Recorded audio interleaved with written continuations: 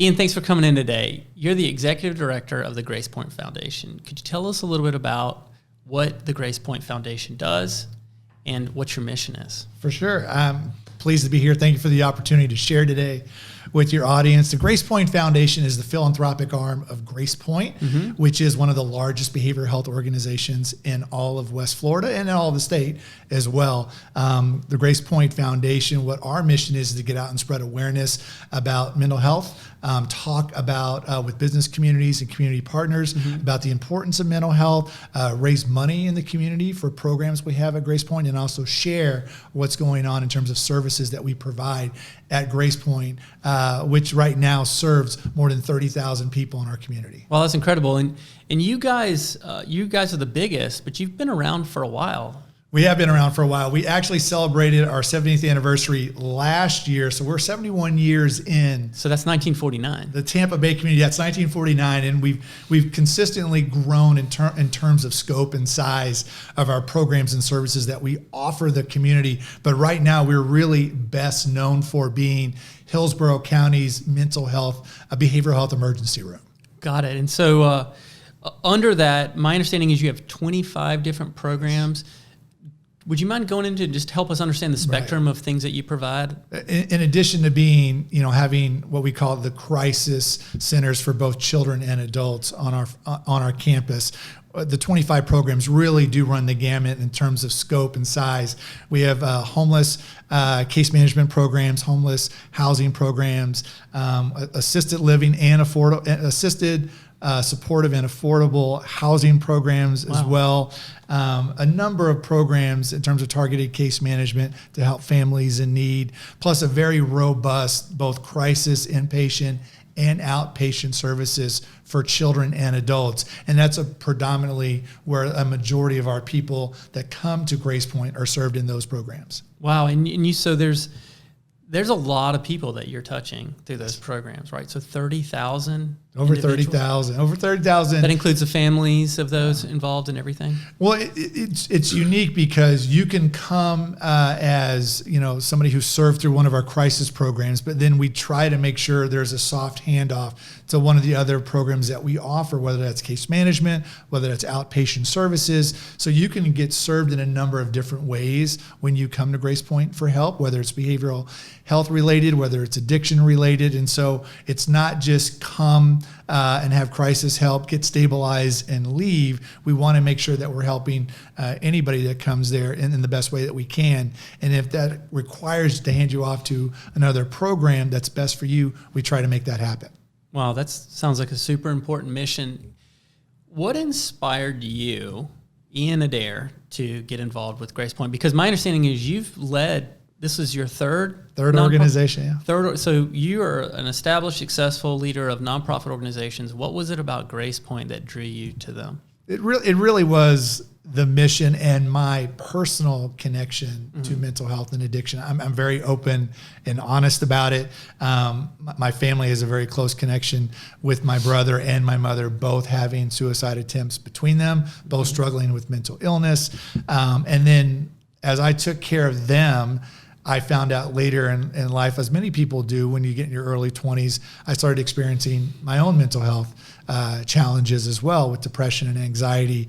And I think when we start to feel that way, like most people, I didn't want to tell anybody. So my mother has passed away a long time ago, and I never even told her that I was suffering because of, I think as human beings, we rank each other's pain, especially when it comes to taking care of our loved ones. And so I ranked what I was going through and my suffering lower than hers. And then it wasn't until after I sought help and got more educated that I realized that probably wasn't the best route for me and my wellness, but that's just what we did. So although I didn't say anything for those first 36, 37 years, 10 years later, I'm 46 years old now. It seems like I don't stop talking about it. I'm more than happy to share and talk about it. So it really was my personal connection to what Grace Point does in terms of supporting those in crisis and then also helping those that just need help in general with addiction and other mental health challenges. That brought me to the Grace Point Foundation. And so you just brought up, not telling people, right? Yeah. Like, what is that? What do you think that number one thing is that causes people to not share. And we all know it, and that's the deal. We've identified it. It's one word. It's stigma, and that prevents people who need help to seek the help that they really do need. And right now, research is telling us that stigma actually, in terms of timeline, is onset of feeling something, can take most people up to 8 to 10 years before they seek help with a mental health condition. And that means there's a decade of people suffering out there, suffering right now, that aren't seeking help because of the stigma that they have of disclosing what they're going through, disclosing a mental illness, disclosing an addiction challenge. And that's something we have to stop, because that would never prevent you or me or anybody else out there from seeking help for a physical ailment or physical condition, but it does impact and get in the way of seeking help for mental health illness. Sure. Well, it's kind of interesting, because we're talking about something super serious, and like you're full of energy talking about, preventing suicide and things like that. And that's probably coming out because you're making a difference. I hope we are. I hope everybody is. There's so many good people talking about it. There's so many great agencies addressing it, and yet we've all recognized that we need more help. We need more activists and mental health champions and advocates out there, because too many people are suffering. Way too many people are suffering. It has a huge impact, not just on families, on the economy, but there's just so much going on. And everyone I know, no matter how many people I talk to, no matter how big the audience is, whether it was in person like it was last year or virtual like it is today, I always ask the group to kind of start the conversation. Who in the room or who on the Zoom call has been impacted by mental illness, addiction, or suicide? And across the board, 95% or greater raise their hand, stand up, or click a button on a Zoom call now for a reaction. Asking for a friend, right? It's safe. And once you do that, and once everyone sees that, now the room is a little bit different. Now you have that collective sigh of relief, that deep breath to say, I'm in a safe place to talk about it. I'm in a safe place to listen more about it, to connect with people that have a shared story. And the whole conversation gets a little bit differently. And that's how I like to say it's the best way to address stigma. You got to create a safe environment first to do it. So obviously you have a new book out. Yes. Right? Stronger Than Stigma? Stronger Than Stigma.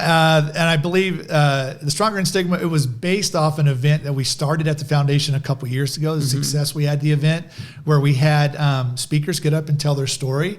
But where we found we had the most success was when we had people from our local community also share a little bit about their connection to the mission, whether it was a connection through being a caregiver, whether it was a connection having a mental health challenge themselves or an addiction challenge. And we found our audience really gravitated to those stories. So in a time where you can't be around people anymore, and you can't have these big events anymore, we decided to take on this project where we would reach out. Some people had already communicated to us they're willing to share their story, and let's put. So they were survivors. They were survivors in a number of different ways. Because I would say I call them all survivors and I call them all champions, but they had a strong connection to the mission. They might have had somebody in their immediate family die by suicide. They might have cared for somebody in their family that had an addiction challenge. They might have had one themselves. And so these stories, these 12 stories shared in this book, 9 of these stories are local community leaders who are very successful, who were sharing sometimes for the first time in this kind of format, their connection to the mission, their management of their mental illness or addiction, or the story of what happened to them and what motivated them to want to help other people when they lost somebody themselves. Well, that's a powerful thing. Is it these stories, hearing about these stories, what is the main thing that does? Is it the feeling of not being alone?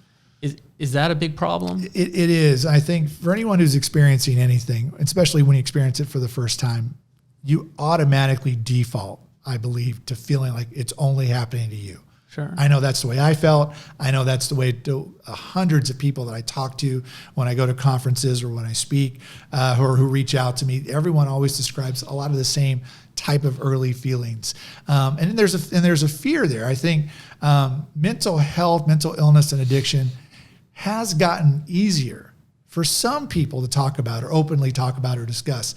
I mean, we see it's trending on social media a lot. Sure. It's in the news a lot, but it's usually associated with something negative, whether it's a mass shooting, and we start talking about mental health and gun laws, but then we usually it gets out later that most violent crime is only committed by 4% of people with a diagnosed mental health condition. Oh, wow. So there's not a real correlation there, but mental health always becomes a point of discussion when that happens, or when we see a shooting in a school, and we usually learn about a student having mental health issues or challenges that came out later that we learn about. High profile suicides that you hear about. And 6 years ago, one of the very first ones that really made the national media attention was Robin Williams. Over the last 3-4 Right. years, you've seen Anthony Bourdain Right. and Kate Spade and other people in other walks of life, whether it's Extremely successful successful Right. business people, entrepreneur people, performing artists. And I think that group of people, the group that we kind of give a little bit of air cover to, Sure. that group it's gotten easier for. Because I think as people who aren't in the public eye, Yeah, like Robert Downey Jr. Yeah, He almost like broke the ice back then, right? Yeah, well, he openly talks about his issues with addiction. And I think We just watched Rocket Man last weekend, the movie, and Right. in that movie, Elton John struggles with alcoholism and every drug known Right. to man and sexism and everything else, right? and it's more accepted to hear those stories from people in the Right. public eye. Where we still need help, where we still need to work on, is everyday people, and that's students, especially students, that's working professionals, that's retired seniors, because for that group, there's still a fear of losing the three things that matter the most in your life, and that's your family, your friends, and your job. And so that's where we really need to do the most work when we talk about and address issues of stigma, and when we talk about mental health. So it's the fear of putting one of those three things at risk. It really is, and I think, and that's usually why, going back to your earlier statement of, do people feel alone, and then they take this on themselves, and then when they start to conceptualize it a little bit more, they look at what they could lose if they say something, not the help and the wellness they could gain if they reach out to somebody. Sure. So is that getting easier for people? I mean, obviously we're seeing that with celebrities. I mean, what is the climate of mental health right now, and people coming out and asking for help if they need it? It really is. It's getting easier for that, because we see more athletes, professional athletes, coming out about it, and that's great, because that continues the conversation, and I think that allows the topic to come up more and more. Where I still think we need help is the everyday people. I think what's going to do that? It's not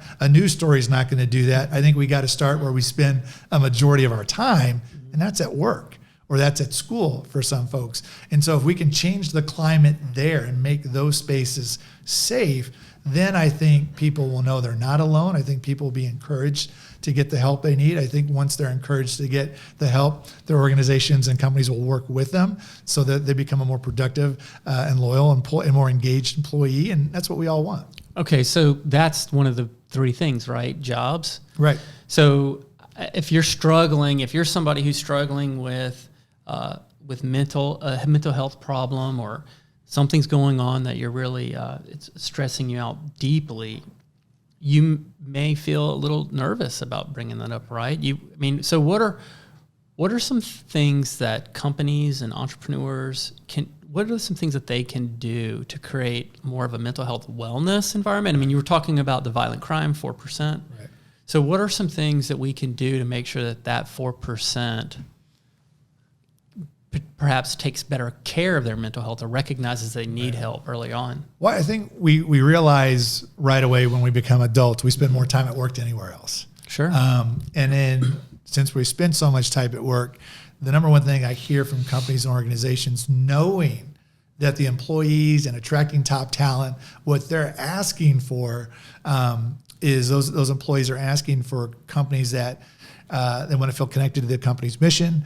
They want those companies that have access to top technology, flexible work schedule, but they really want them to care about mental health and wellness as well. And there's lots of things that companies can do. I think for the longest time, being 46 and being a Gen Xer, the leaders that I had, they were all about, all right, work hard to get to the next level of pay, to get to the next level or the next title, whatever that is on the door on your business card. You're always moving to one of those two things. 70% of the workforce now is millennial or Gen Z. Mm-hmm.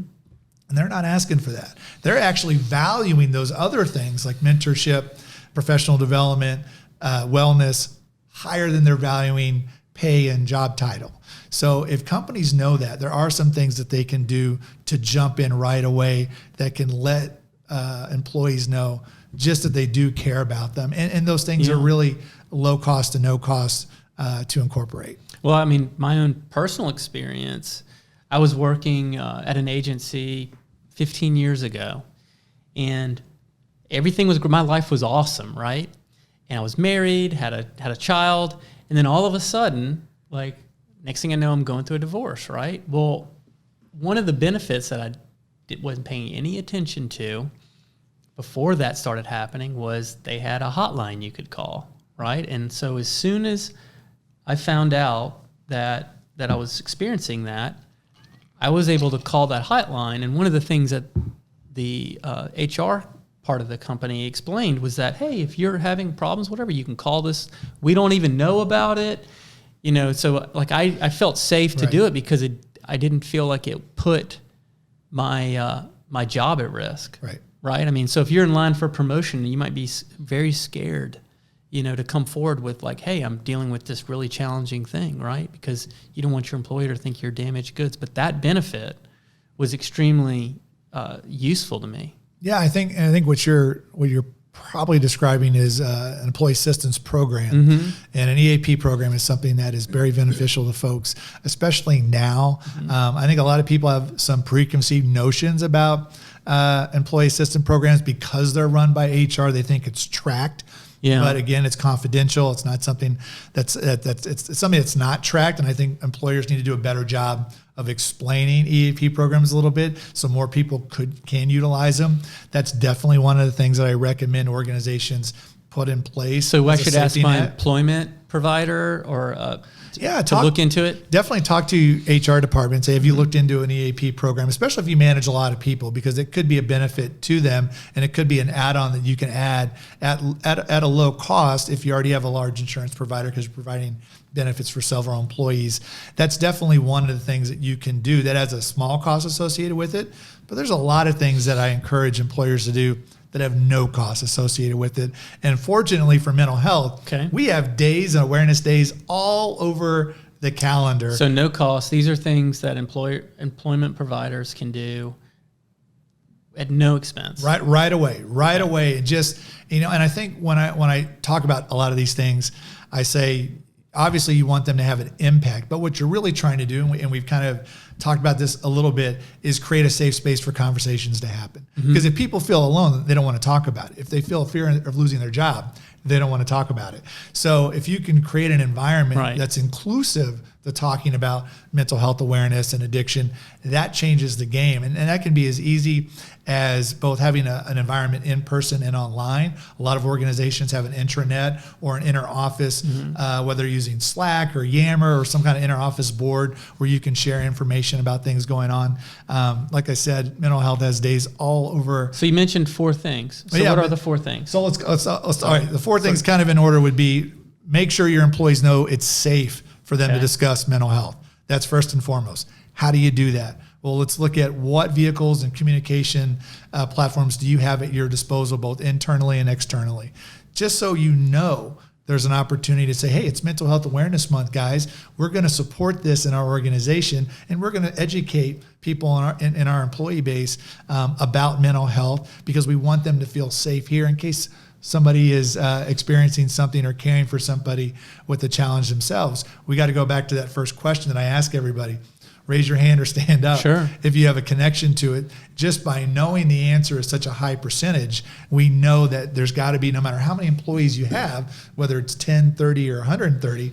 So just helping everybody know that it's safe. It's safe. And you do that by the leadership sharing whatever that is. There is a Mental Health Awareness Month. There is a Minority Mental Health Awareness Month. There's a Suicide Prevention Month. There's a World Mental Health Day that was just 2 weeks ago. So just opportunities just naturally on the calendar, not to force it, but naturally on the calendar to say, we're going to educate our folks and we're going to have it, make sure that people know this is a safe space for them. Okay. The second thing is, and requires leadership effort, is sharing stories across all levels. And it usually requires leadership setting the precedent first. So if you're somebody that has a connection to mental health, addiction, or suicide, just sharing your connection with it, because when leaders are vulnerable and share their personal experience or their lived experience, meaning that they're living with a mental health condition or an active recovery, when leadership is vulnerable, it helps create transparency and acceptance amongst the entire workplace. And then I think for most people, once shared stories are out there, it's easier to disclose when something's happening to you, and it makes that disclosure easier to your manager or to your CEO because they've been vulnerable and shared with you as well. So you know it's something that they care about. So it makes it easier for you to get the help that you need. Okay. So that's two. The other thing I like to always bring up is there's a great training out there that's mostly free. So the third thing I always talk about is educating employees and managers about recognizing mental illness. And it's called Mental Health First Aid, and it's usually offered for free. It's a one-day training, 8 hours, and you can walk away by getting your managers or your leadership. So this is in-person training? It's in-person training. I'm pretty sure they can do it virtually now, but it's just a one-day training where anybody can walk away after that 8 hours certified in mental health first aid. Doesn't mean you're doesn't mean you're a counselor. Doesn't mean you're a therapist.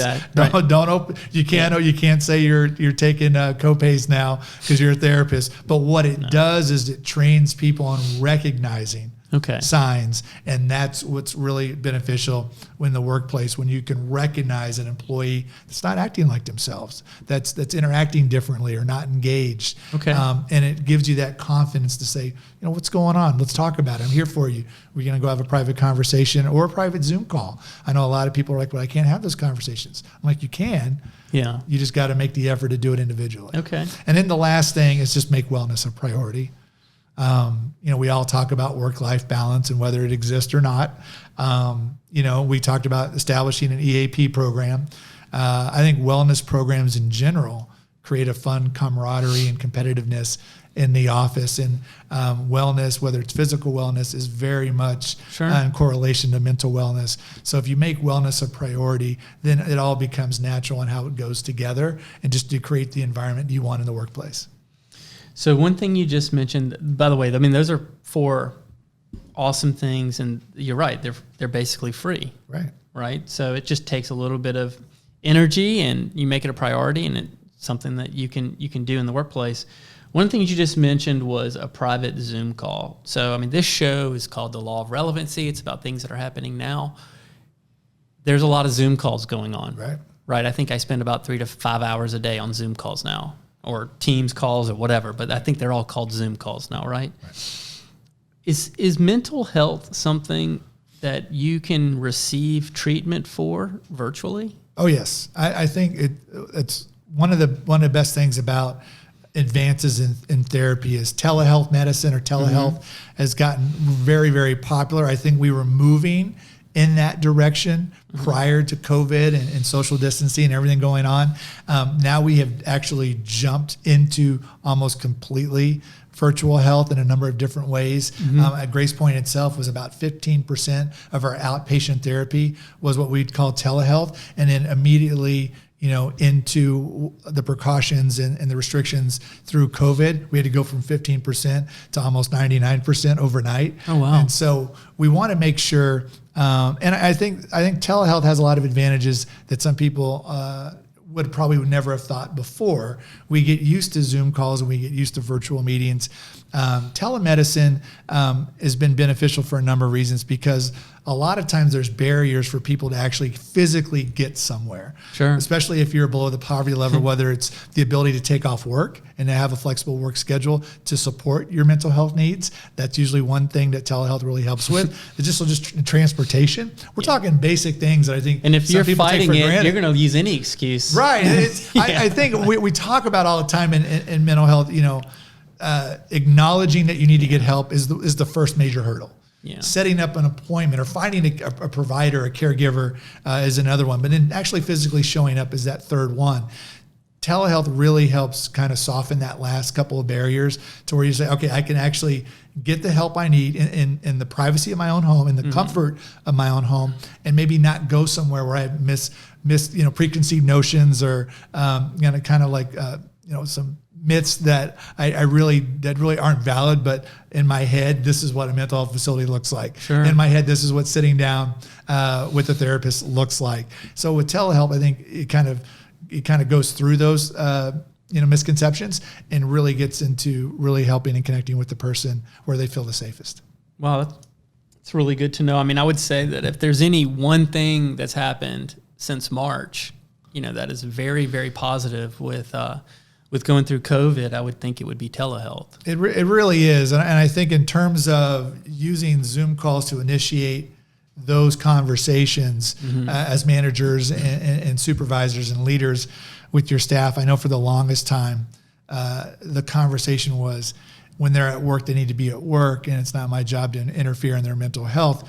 But, when you flip that around on organizations, the number one reason for absenteeism and loss of productivity in the workplace is mental health. Well, I mean, and so once they recognize how it affects their balance sheet, and then the conversation becomes a little bit different, and you have to start looking at those things you would have never thought about before, which are flexible work schedule and working around people's needs. Well, I would think the more thinking that's involved in a job, the more that mental health could interfere with the productivity, right? It's probably in your best interest from a productivity standpoint to really care. And battling a mental health condition affects you considerably physically as well. So it's not just if you're suffering from profound grief and loss and you're a laborer, you're not laboring very well. That's a good point. So there's just a lot of connection there that we now know that we didn't know before, that we have to get out to employers and say, if you want to lower absenteeism, if you want to increase productivity, you might have to change your mindset of what it looks like to take care of your people and include this, because the benefits vastly outweigh anything that you might think in your mind is a negative. So, okay. So let's say you're someone who needs, you're having thoughts, you think maybe I need to get some help, or like you're something along those lines, right? So what is the one thing you would say to them that would help them cross that line to actually seek help? I think there's two ways to approach that. One, if somebody discloses to you, a friend, family member, I think the first thing I always tell people they need to remember is it's not your job to try to fix somebody. Right. I know as friends and as family, we want to take care of it's human nature. We want to jump in and fix as much as we can or make suggestions. I think when people disclose a mental health or an addiction challenge, they just need you to listen, and I need you to end that conversation with, I believe you. Not say it'll be better tomorrow. Not so listen and I believe you. I in almost every single talk with the best response you can say is I believe you. I think the other part of that is if you notice somebody who looks like they're really struggling, whether it is on a Zoom call, whether it is in person, whether they're not engaged, whether they're not interactive, they might look a little more disheveled. They might not look like they're grooming themselves as much. We can tell when people aren't getting enough sleep. And these are all signs. And so we need to be able to have the confidence to pull those people aside and say, what's going on? I'm here if you need someone to talk to.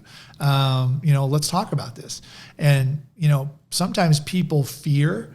And that would be peer-to-peer or manager to employee? It doesn't matter? It doesn't matter. It doesn't matter. I think we're all leaders. I think sometimes we look in the workforce as, well, the CEO is the leader.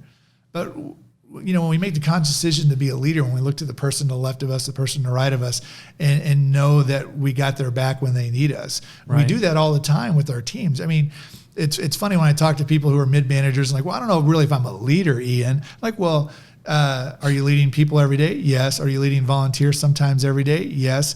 All right. Do you lead sometimes committees? Well, yes. You're a leader. Right. And if you take the time to care about the people around you, you're a leader. You don't have to have CEO or COO or CFO next to your name. You're a leader if you do those things. And I think, no matter who it is, As long as when you're confident to reach out to somebody and just say, what's going on? You don't seem like yourself. Is there anything I can do to help? And I think once you get that discussion going, once you create that safe space for them to disclose, again, not our job to fix, then it's our job to say, maybe let's steer them in the direction of talking to a professional, or let's steer them in the direction of an employee assistance program. So would you mind if we talk about the book for a minute? Yeah, let's talk. Yeah, I'm excited. So in the book, there are 12 stories. Yeah. And so if somebody were to open that up, you would see these people who are leaders in the community, right? Recognized leaders in the community who have struggled either personally or family, people around them. Were there any stories in that book that especially touched you? God, they all do in some way, because when you have people willing to speak to their profound grief and loss, and it usually has to do with losing somebody to suicide, losing somebody to abuse or murder. These are some of the stories that are represented in this book. So is that a main trigger? Profound grief and loss? Anytime we lose somebody close to us, one of the things that we can experience as human beings is just overwhelming grief and loss. And I think that is something that can disrupt us. Our normal day, and it can disrupt our workflow, it can disrupt our thinking process. And when the book is designed in a way to not just tell their stories and I do it in the first person, because after conversations and interviews and follow-up conversations, I'm telling the story from the first person. Each opening paragraph, opening chapter of each story really expresses why that person's there. It really speaks to them finding out they just lost somebody. It speaks to them talking about having suicidal thoughts, or what we call suicide ideation. It speaks to them learning for the first time that someone that they care about just died by suicide, or that somebody they care about passed away due to an addiction. And then it kind of goes into their process of how they dealt with those emotions, or how they're managing their mental illness. And that's what's so tough about mental illness. It's one of the most treatable illnesses out there, but it's everyday management. And that's the stuff that it's not talked about enough, because that requires a lot of work. And so that's what this book kind of goes through. It's probably uncomfortable for work each person. Oh, it's completely uncomfortable work, because you can still be on what we call a path to wellness and still be in active recovery and still have very bad days. It's easier sometimes in the philanthropic world when we run or race for the cure for something, or when we see somebody ring a bell, and that to us is a finality of the end of something. Sure. With mental illness, that doesn't end. It's managed. It's managed through therapy. It's managed through medication. It's managed through self-care. And so it's that everyday management with which at any point, anyone can get triggered to take a step back, or anyone can have a bad day, or anybody can, feel like they're going really well and then something else happens that puts us in a state of grief. So it's that everyday stuff that sometimes is a hard stuff to talk about. It's stuff that's not addressed, I think, in popular culture or in movies. But that's what these people were willing to do, and that's what makes this book so powerful. I was reading an excerpt from the book, and one of the things that I've felt or impacted me significantly was one of the stories opened up and it said, about how they went over to their mom's house and they could tell something was wrong. And it was very descriptive about it, just describing the scene. And it just brought me right there, and it just helped me understand the severity of it. And it's one of those things where I think that the book could be very helpful, because it helps provide context of what it might feel like if you are experiencing this, right? If you have the opportunity to recognize that maybe someone around you or yourself is impacted with something right now, then, what would it look like? It helps you imagine what would happen if you don't seek help. And I think that's the power of storytelling. I mean, mental health for the longest time, I believe, has had a PR problem. It just, we hit everyone with all these statistics, and we hit everyone with all these numbers, but that doesn't really move anyone experiencing anything to get help. It just describes the outset, what you would call quantitatively what the issue is. I think stories have a way to impact us profoundly. And I think stories have a way for us not only to see the similarities and differences in others, but also see things within ourselves. Sure. And so using 12 personal stories, and definitely running, I think, the gambit of mental health and mental illness and addiction with those stories. Really, I think you're not going to find too many people that read it that aren't going to feel a connection to 2 or 3 or more of the people in this book. And I think that's what we have to do to address mental health and addiction today. Is it's not linear. It's just not, this is what somebody going through addiction is experiencing. This is what somebody going through mental illness is experiencing. There's lots of mental illnesses. Sure. There's lots of addictions. So what can we do to bring the message, just so people who are experiencing whatever it is they're going through, that true connection? And I think by the time you get done with each story, there's some powerful stuff at play, because we end each story with a call to action.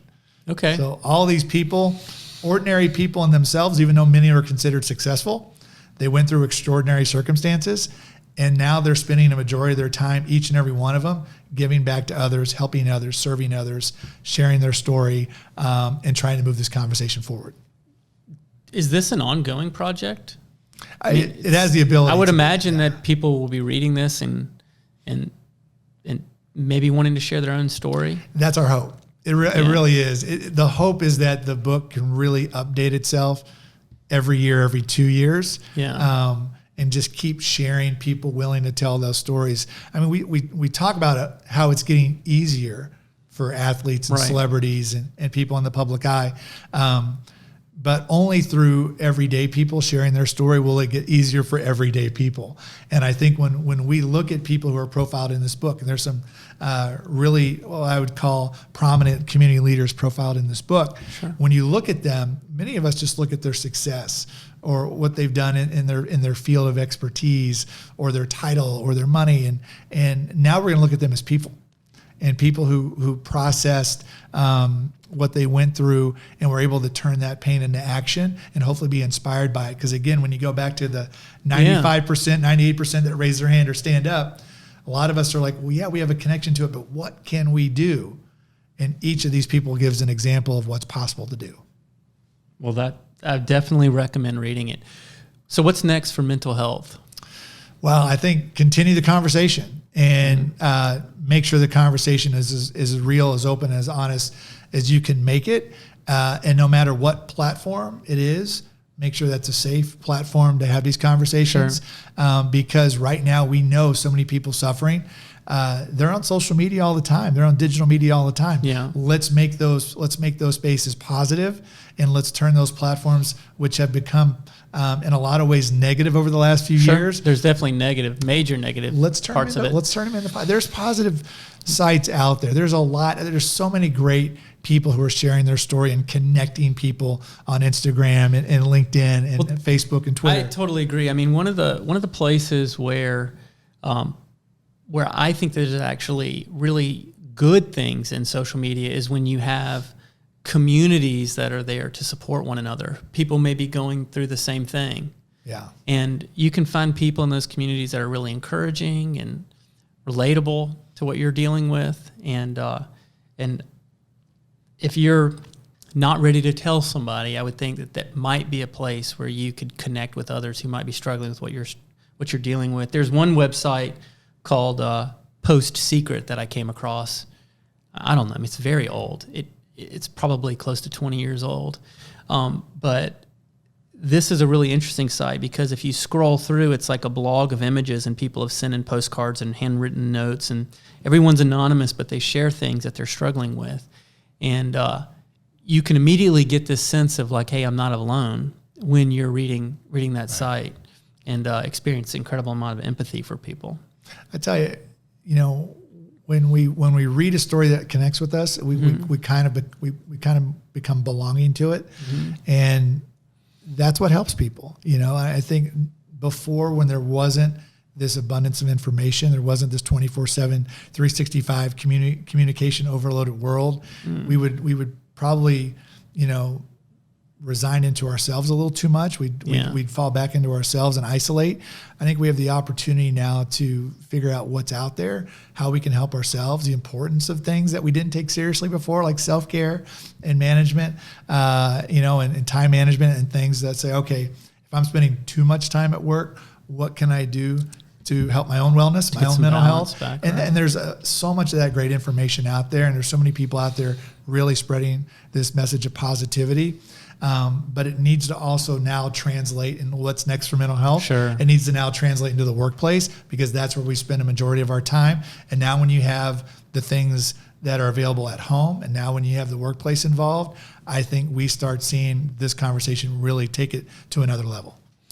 If somebody wants to follow more of what Grace Point Foundation is doing and what you're doing and what you're up to with raising awareness, where can they follow you and your organization? The Grace Point Foundation is very active on social media, whether it's LinkedIn, Instagram, or Twitter. All they have to do is search Grace Point Foundation, and one of our accounts will pop up.